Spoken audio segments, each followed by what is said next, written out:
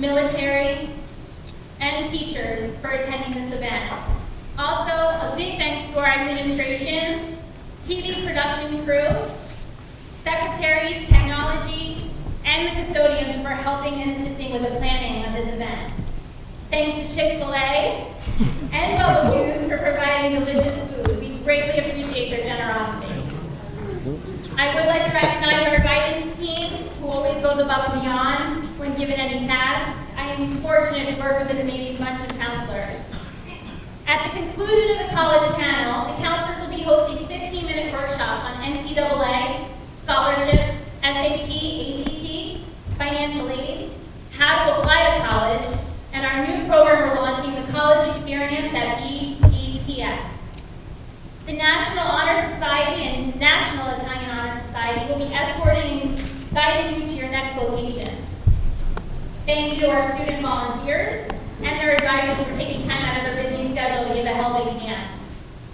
Finally, thank you to everyone who was present this evening for the BTHS and Beyond event. At this time, I would like to introduce Christian Brando, senior at BTHS. He is a VP.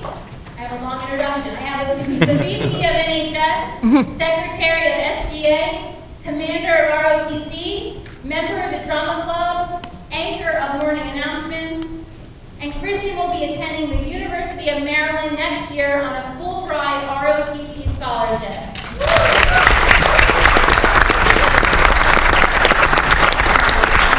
Christian will now be asking questions to our college panel on topics related to the college admissions process. We hope you enjoy this evening. Thank you very much, Christian. Feels like it's free right here. All right, so welcome everyone. First, can we just go down the line and have each college advisor introduce themselves and what school you're from or what education you're from? Hi everyone, I'm Amanda. I'm from Rowan University. Hi everyone, I'm John. I'm from Ocean County College. Ian Carter, Montclair State. My name's Kate. I'm from New Jersey City University. Hi, I'm Hannah, and I'm from Rider University. Hi, I'm Dennis Green. I'm from Fairleigh Dickinson University. Hi everyone, I'm Angelica Setti from Centenary University. Hi everyone, I'm Tyler and I'm from William Patterson University. Hello, my name is Patrick Dorsey. I'm from Monmouth University. I'm Angelo from Caldwell University. Hey everyone, my name is Jenna McAteer and I'm here from Seton Hall University. Hi, I'm Tracy Lisk. I'm here from Stockton University. Hey everyone, my name is Ivan. I'm from Georgian Court University. Hi everybody, I'm Julia. I'm from Bloomfield College. And I'm Kevin Fay from the College of New Jersey. Okay, awesome. So we'll get right into the questions.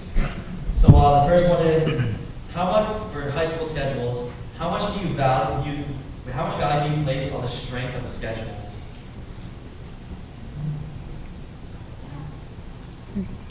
Anyone can start? You should just pick on somebody. Start at the beginning. I'll answer that if you want. So, can everybody hear me? Yeah. All right. So when it comes to looking at transcripts, I really like to see the progression in that coursework. So I like to see that you are taking that next step and you are challenging yourself. I know senior year, you're going to be tempted to either take a half day or take an art class or a culinary arts class. And that's totally fine, but I enjoy seeing you choosing to take a more challenging approach, but that's just my personal philosophy. Every counselor is different, so I'm sure other people will have different things to say. Maybe not. So I would say in terms of taking honors classes or AP classes, it's great to see that, especially if those classes relate to your major. So if you want to be an English major and you're taking honors English or AP English, that's great. On the same side though, we want to make sure that's a good fit for you. So if you're taking AP classes sophomore year and you find that that's not a good match for you, I'd rather see you go back to a college prep class and succeed in that class. So maybe get an A in a college prep class versus a C- in an AP class, but every college is going to be different with that. At Bloomfield, we're test optional, so definitely a strength of a student's schedule is going to come across better because we're not always taking SAT or ACT scores into consideration. So definitely students who have honors AP classes, they're going to be, especially when they have, like she said, a higher GPA in those classes, so Bs or better in those classes is going to look really well for a student that's applying to us, especially since we're not always taking into consideration the test scores. Okay, awesome. So kind of back in what you said, what do you guys think of early out on the schedule? So please don't know, it's like 4 o'clock, you can just leave early. You don't have that class. If I'm in high school, I like it. I guess the question is, from like a counselor kind of point of view, does it look, do you think it hurts someone on the schedule taking that class off? Or? I can answer. So from my perspective, I wouldn't say that it hurts anyone. I don't ever look at a transcript and see that a student did early out their senior year and think like anything bad about them. What I want to see, kind of like what we were talking about before, is that they did take a good schedule. If you took a lot of great classes your freshman, sophomore, junior year, and then you want to get out early your senior year, it wouldn't hurt you in any way. Awesome. Anyone else with that? Okay. So in your opinion, is it better to take an honors course and get a B or get an A in the CP course? I'll take that one. I think students sometimes get held up on, somebody alluded to it before, you know, like honors versus AP or anything else. I've had students sit in front of me and tell me their greatest achievement was earning a B- or a C+ in AP physics. So I mean, I think that has a lot to do with the effort that you put into it. So an A is an A, whether it's an honors class or an AP class or if it's a college prep class. I think a student has to be prepared to explain, you know, why they are proud. You know, if you worked hard to get that B-, I think that says more about a student than if they took the A+, you know, took the honors course and it was easy for them and they got an A. So how are you going to be able to, you know, explain the effort that you put into that class? That's why you're taking that class in the first place. So the grade is one thing, but I would hope that you're getting more out of that class than just a grade, you know? If anything, it may learn that you're not going to go and major in physics. But, you know, that's relevant, you know what I mean? So, and all these questions tie together as well, you know what I mean? Like, we want to see a student explore their interest. If, you know, you want to go and you want to major in animation, you know, I'd rather see a student take, you know, a studio art or a graphic design course, you know, than take honors, not to pick on, I hope nobody here is a physics teacher, all right. But, you know, rather than AP physics, just because it has AP or it's an honors or it's going to be weighted more, that doesn't show me that you're, you know, that doesn't show what you're interested in or what you want to go on and do. So, you know, with the rigor of your classes, you have to take part what you want to get out of not only getting into school, but then what you want to get out of, you know, the next 4 years once you're there as well. Awesome. Does anyone else want to feedback on that, or that? Well, I can just jump in there and just, I usually like to try and clarify for high school students. Some students feel almost an obligation to try and take on all those rigorous courses, thinking of their transcript almost more so as a brag sheet to try and get into a college. But from the institution's perspective, that transcript is more so telling of how you're going to perform in our classroom setting. So depending on the institution you're applying to, they're going to weight the rigor of your courses differently based on how rigorous they feel their academic setting is at their institution. And no college or university, no one on this panel wants their students to fail or to have to transfer out of their school. We all want strong retention rates. We all want strong four-year graduation rates. So we want the kinds of students who we know are going to be successful on our campuses. So that's why we place so much weight on the kinds of courses you're taking and how indicative they are of how you're going to perform at our school. Awesome. All right, so our next question would be, do you guys, in your opinion, do you think college visits are really necessary in this whole decision process, or do you think someone can make a decision without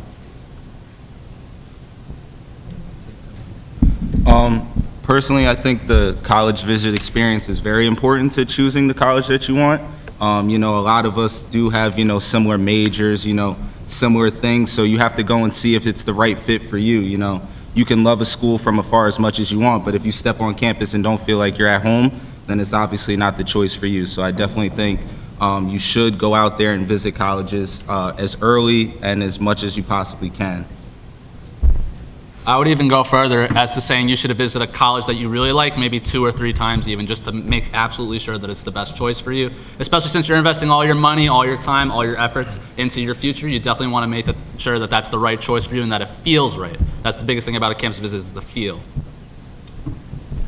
So when you're visiting campuses as well, you have to think too that you're not only learning there, but you're also living there. So you do want to see what the dorms are going to be like. You're going to want to go to the cafeteria and try out the food, right? Because that's a big concern for most students is, am I going to like the food? So you're not going to know that just by looking off of the website. You know, a school can look great and shiny online, but then, you know, once you step foot on campus, you are going to get a feeling, and you're going to know pretty instantly if you can see yourself not only learning there, but thriving there as a student and living there.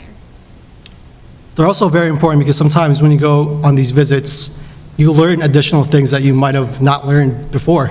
A lot of our colleges have student ambassadors, student workers, so you get to meet these students, you get to talk to them, and basically get you know, first-hand conversation about what it is like to be a student there.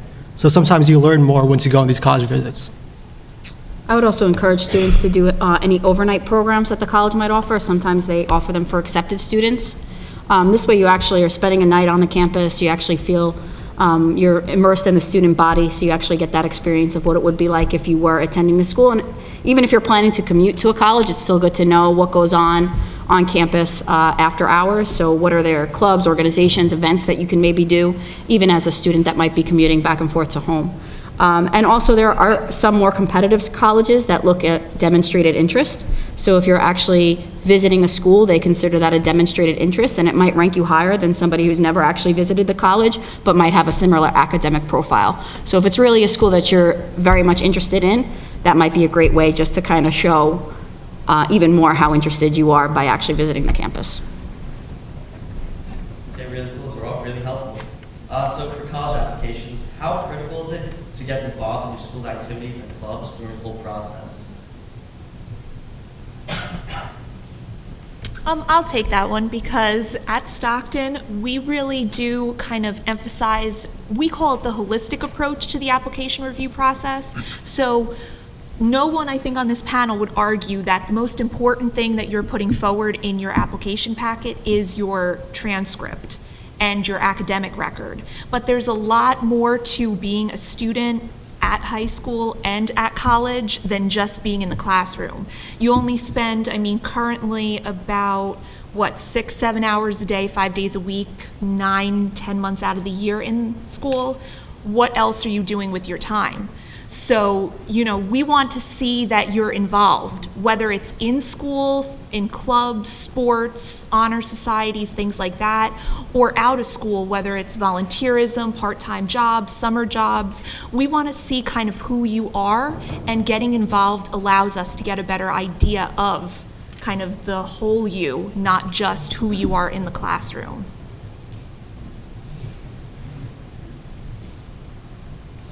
All good with that one? All right, awesome. So next with the whole application, what do you guys think mainly look for in the admissions essays?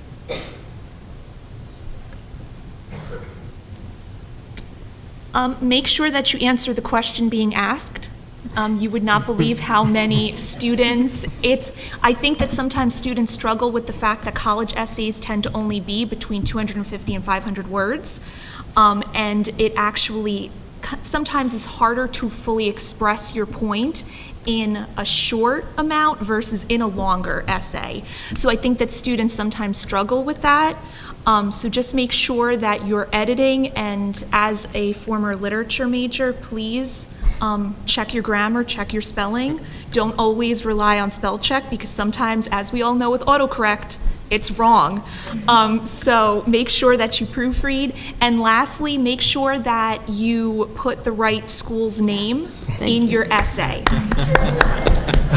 We all know how busy you are. We're not naive. We don't think that you write a special essay for every single school and college that you apply to, but at the very least, if you are going to repeat your essay, please make sure you look through and change, Georgian Court University to Stockton University when you're sending out your respective application packets.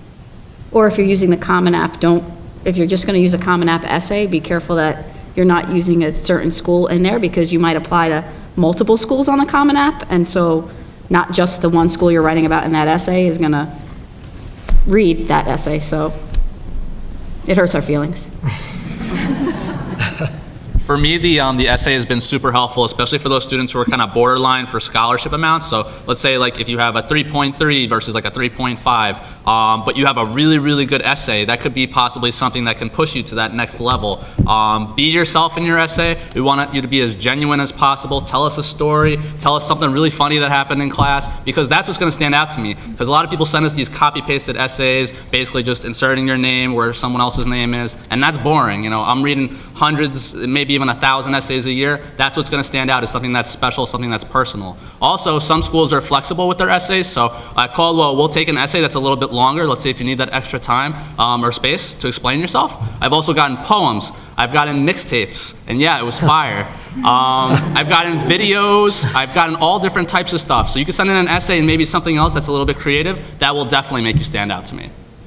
Piggybacking off that, sometimes essays could really help you if your SAT scores or your GPA falls below the requirement. So for example, at GCU, if your SAT score falls below our nursing requirement, we'll send in your essay with your application, and they take that into consideration too. All right, awesome. So note to self, if you have a mixtape, send it. So who should write your letter of recommendation when applying? Do you guys do you have any opinions on what kind of letter would look better from a specific teacher, or is it really just how genuine the letter is? I think each school is going to differ a little bit, but I mean, generally, a guidance counselor and a teacher is usually most schools will probably require at least two, and generally a guidance counselor and a teacher go a long way. My suggestion is, if you're not sure who to ask, if you found yourself struggling in a class but doing pretty well in it, passing the class, or you think it might kind of stand out on your transcript as being different from your other grades, let's say you're an A student and you got a B in a class, but you really worked hard for that B, so it could speak to your work ethic and your ability to overcome challenges and struggles, I would recommend asking that teacher who could speak to how you did in that class to actually write the letter of recommendation. So if we see you got a C in AP Physics, but the teacher writes about how hard you worked to get that C because you were at risk of failing and you overcame those challenges, that might be a good person to ask, just to speak to your work ethic and your determination. The other suggestion I usually share regarding letters of recommendation, especially, for instance, at TCNJ, unfortunately, we don't host admissions interviews, so we don't really get to meet many of our applicants face-to-face. So our only windows into who you are as a person, not necessarily who you are as a student, but who you are as a person, those windows are your essay and your letters of recommendation.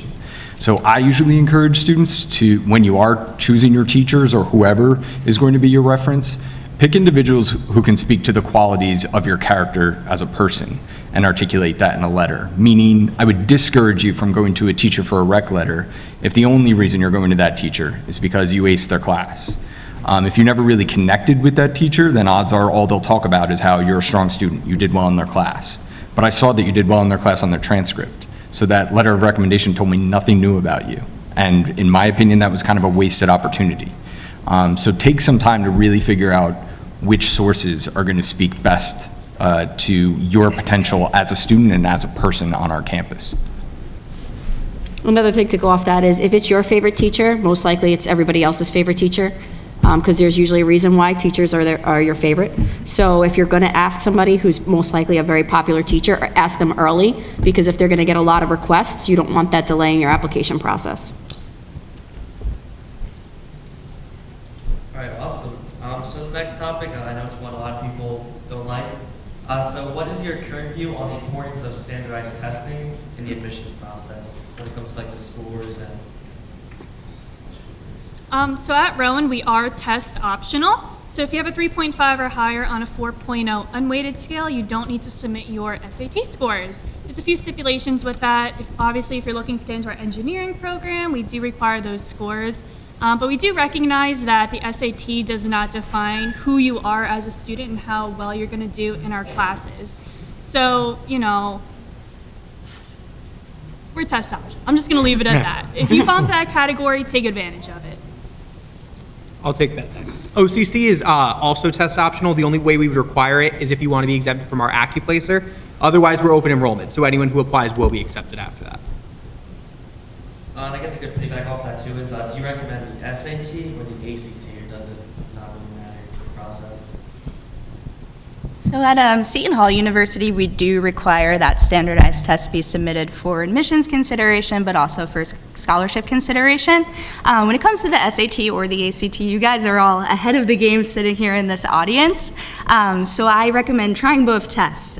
They both are timed a little bit differently, and sometimes as a counselor, we see students do exponentially well on one over the other. The thing with standardized tests too as well is that you know, you're never going to take a test in life that you'll never be able to retake. And at Seton Hall, and I'd say at many schools that accept standardized test scores, we're always happy to only ever look at your highest sections. This year I actually met with an applicant who received like a 300 on the ERW on the SAT, but a 700 on the math in one sitting, and then in the other sitting received like something like a 600 on the ERW and a 400 in the math. So she just kind of took the strategy of focusing her energies on certain sections.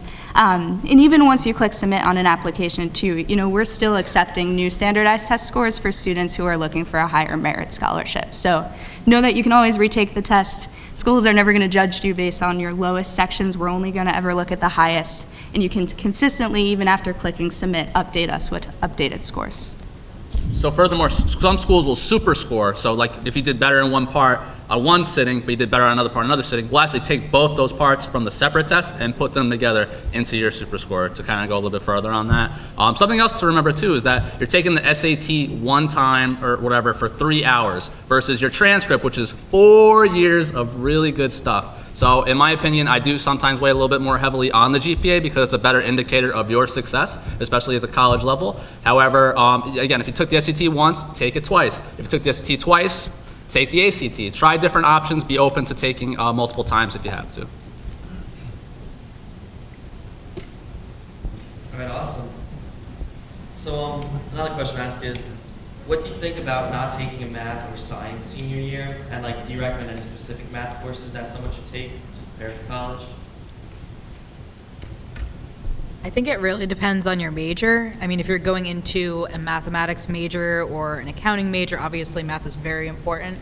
But if you are going to be, say, just to go off the previous example, a graphic design major, I'd rather see you take an elective that relates to that major than the math class. So I would definitely just think about what your major is going to be and what career paths you're thinking about.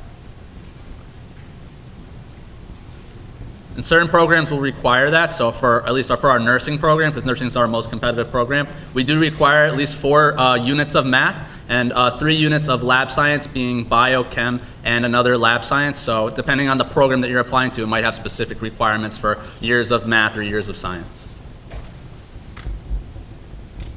Okay, cool. So with going into college, what would you say are some advantages and disadvantages for being a commuter student? Well, advantages are you save money, so, I mean, that's an easy one. But I think you can get the same experience, or a similar experience commuting as you can if you live on campus, as long as you commit yourself to getting involved and not just being somebody who goes to class and goes home immediately after classes are done. Immerse yourself in the culture, join clubs, join organizations, Greek life, whatever it might be that you're interested in, sports, athletics. Making sure that you're making those connections on campus, get a job on campus, visit the Career Center, make sure that you're meeting other people on campus so that you like I said, immerse yourself in that culture. As long as you're doing that as a commuter, you can still get a lot of out of your experience. And if cost really is an issue, the more of a campus leader you become, the more chance you might have of becoming what's known as an RA on campus, which is a resident advisor, and essentially they pay for you to live on campus because you become a leader on a floor and you respond to emergency situations and you mentor the students on your floors and things like that. So you have an option of living on campus if cost is an issue, but the number one thing you have to do is prove yourself worthy of that position, so becoming a leader and becoming involved in the campus as well. So then you get the best of both worlds. You save the money and you get to live on campus. I'm going to piggyback off that one too. So OCC, as we know, is the community college. We don't have dorms. So getting involved is very, very important no matter which institution you wind up attending. We have students at OCC that I've gotten to know personally throughout the past couple of years, and they're on campus from 8 a.m. until 10 p.m. at night. And I'm like, what are you doing here? And they're like, I have things to do. And everyone's so inundated with all kinds of clubs and organizations and awesome things that they're getting involved with. So get involved with sports, meet people, network, get to know your professors a little bit. If you go to class and come home, that is an option that you have, because some people do work and sometimes it's hard to integrate the fun things and the extracurriculars into your day, but it's really important to make that effort to get involved because it's a great networking opportunity down the line, and it's just more fun. It makes college a little bit more meaningful. I'll just speak on it from Montclair State. This personal experience, I'm a very avid supporter of living on campus. Obviously, you have to do, financially what you can, but, even if for 1 year, you have to at least try it out to see how it is. I know for me, living on campus, that, was a big step in, creating your independence and, becoming your own person, because, after college, your parents are going to try and kick you out. So you might as well learn how to live on your own now before you get out in the real world. So obviously, do financially what you can, but if you can try and sneak 1 year on campus, I would definitely advise you to do so. Okay, awesome. So, go back to the application. How heavily does your staff weigh the personal statement portion of the application? And what are the best piece of advice to students who want to make that statement?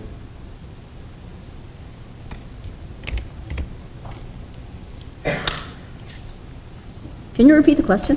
Yeah, so how heavily does your staff weigh the personal statement portion of the application? And what are the best pieces of advice to students who want to make that statement? I think it's similar to the essay, just making sure that it's not redundant, that you don't put the wrong school down, and that it's grammatically correct, and you don't use your cell phone to complete it.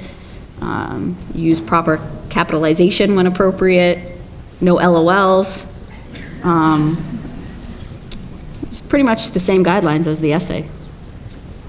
So something else to consider, if you did bad 1 year, 1 semester in high school, there's a part of the Common App, I think, that says additional info or explaining something. So that's a good piece to use, which is a little bit separate from an essay, to tell me, hey, I was going through some family troubles, or it was a really dark time for me and I couldn't do the best that I could in the classroom, or something else was affecting me financially. So for that piece, yes, I would say definitely include that if you went through something like that. You don't have to get into the details if you don't want to, but at least giving us a heads up so we don't say oh, hey, something really bad happened this year. What happened? You got all C's versus all the other years where you got all A's. So that's an important piece for me. And just to piggyback off that, I would also have your guidance counselor write something about that in their letter as well. So if they know something happened your junior year that needs to be explained, ask your guidance counselor to go into that in the letter of recommendation, just to back up what you've put into your personal statement or your explanations that you're including. Okay, this one is for applying to. How many schools do you recommend that apply to? Every single one that's up here. Do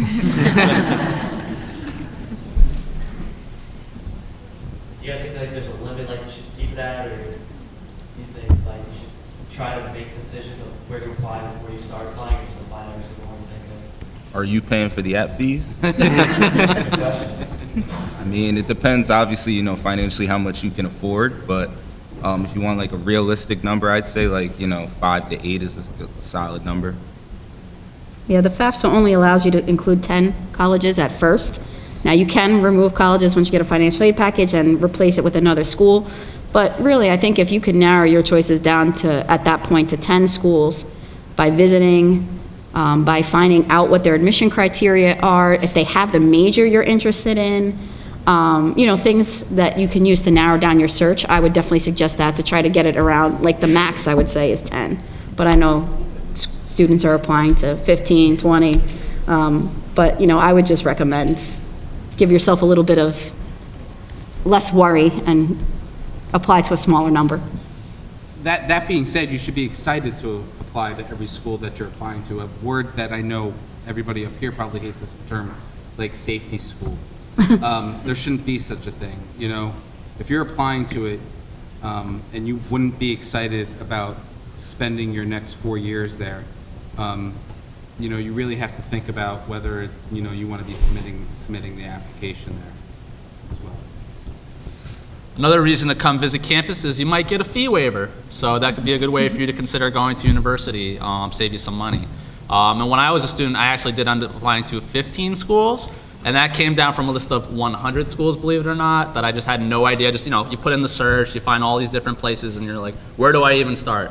So definitely try to dig a little bit deeper. Think of things that you can't do without. So for me, I needed a bowling team at whatever school I chose. That knocked out maybe half of those choices. I wanted a TV studio at the school that I chose. That knocked out some more of those choices. So think of the little things that you definitely want to get out of your college experience, besides just your major, besides just your classes, besides just your extracurriculars, but everything all together.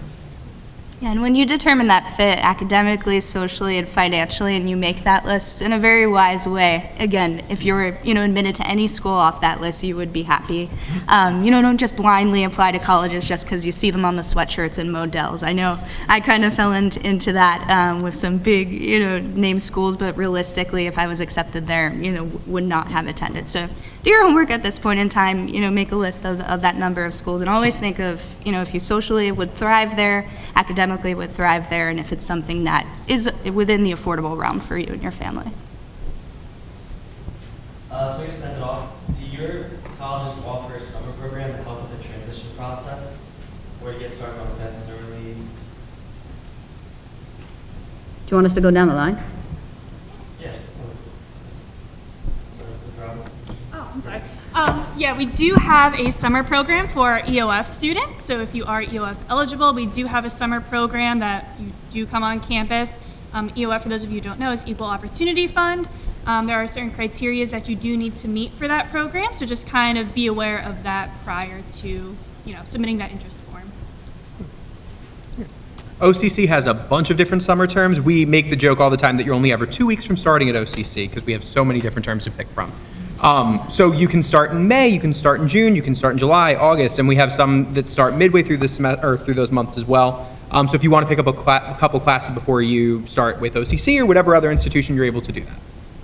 Yeah, similar to Rome, we have our EOF program where we have a summer program, but we don't have anything outside of that. You are eligible to, possibly do summer classes. You would probably have to talk to your advisor beforehand. But yeah, we don't have any summer programs predicated to transitioning. At NJCU, we also have the EOF program. Again, it's financial based, and there are certain eligibility requirements for that. We also have the EOF program, but then we also have a milestone program. So that's where students would come a week before the campus start or the classes start for freshmen, and that's where you can learn about resources on campus. You'll meet with different offices on the campus so that at the beginning of the school year what resources you can utilize when you start your freshman classes. Like most schools on this panel from New Jersey, we also have an EOF program that has a summer program. But we also have orientation dates for our incoming students, and that's going to be a really good time to get a feel for the college and really see what it's all about before you officially start at the end of August. Centenary University also has the summer EOF program. I think most schools in New Jersey will offer a similar opportunity. Our Disability Services Office also has a program called Step Ahead, which is a program that you can apply into. You'll live on campus for 4 weeks over the summer before freshman year and actually take a college course together. But again, that's a small program that you would have to apply into. We also have Centenary Summer Scholars, which is available from 8th grade to 12th grade, where you can pick a specific major and take that for a week. We have a residential program and a commuter program for that. Similar to everyone else, we also have an EOF program at William Patterson University. But we also have a newly developed program that we just started this semester, actually. It is called the Road to Success program. And that's for our students who fall generally right below our minimum criteria. And you'll be assigned an academic advisor that you'll be meeting with on a weekly basis, and they'll give you the essential people that you'll be needing to meet with to get you on that road to success and excel in college. In addition to all those programs, you would find those at Monmouth as well, we also allow rising high school seniors. So if you're a junior now and you're going to be a senior in the fall, we have a select amount of courses, suggested courses that students can come to campus during the summer and enroll and earn 3 credits. We've got EOF. At Seton Hall, we have EOF. We do Pirate Adventure, which is your summer orientation, which you're invited to right after you graduate, so that you can, develop your schedule, get your laptop and your ID at that, and then once you move in, that's kind of more of a social orientation. This year, we also offered a summer program prior to the start of the semester for first-generation college students. This year's group was, I believe, about 50 students, and it was about 10 days of kind of like not-for-credit workshops. We also had some social events, like taking students into New York City for a Broadway show for free. And if students completed the program, they were given, I believe, a $500 gift card for our campus bookstore to go toward books. At Stockton University, our only summer offering is EOF. Same with GCU, we also have the EOF program. At Bloomfield, we have the EOF program. We also have what we call the LEAP program, which is similar to what William Patterson said. It's for students that don't meet our general admission criteria but show interest in the college, and they can come and do a 3-week program on our campus where essentially if they do well during that 3-week program, they can then enroll in the college in the fall, even if they don't meet the general admission criteria. And finally, we do offer a free 3-week summer program for accepted students as well, generally accepted students, where they can come and get 2 free college credits before the semester starts and get exposed to the college campus, learn about our campus resources. And then in addition to that, we also have 3 summer orientation dates as well. And at TCNJ, we do have a summer EOF program, a 1-day first-year student orientation program in July, a welcome week program going into the start of classes where only first-year students, incoming first-year students, are the only ones on campus. And then we do offer pre-college programs for juniors and seniors, rising juniors and rising seniors, to some are for credit and some are not for credit. Okay, cool. So thank you all, our reps that came out. We'll now head back to the slides.